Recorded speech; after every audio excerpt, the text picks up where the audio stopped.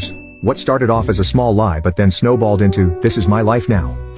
1. I was a new graduate student freshly arrived in the US and very poor, and I couldn't afford a laptop. So the only way I could communicate with my family was to hit up the library and use a public computer to email with them. Eventually my girlfriend back home wanted to Skype, and I wanted a little privacy for this if you know what I mean, so I set about finding the most private computer available to me in the library. On a recon mission the day before Skype, I located a single computer in a conference room, and the next morning got up at 7 a.m. to account for the time difference and walked into the conference room with my eyes totally focused on the computer. I'd actually walked most of the way in before I realized there was a group of people around the conference table having a ridiculously early morning meeting.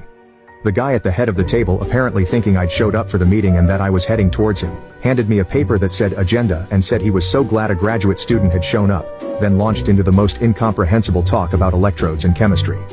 Meanwhile, I know my girlfriend is sitting halfway around the world thinking we're going to have a fun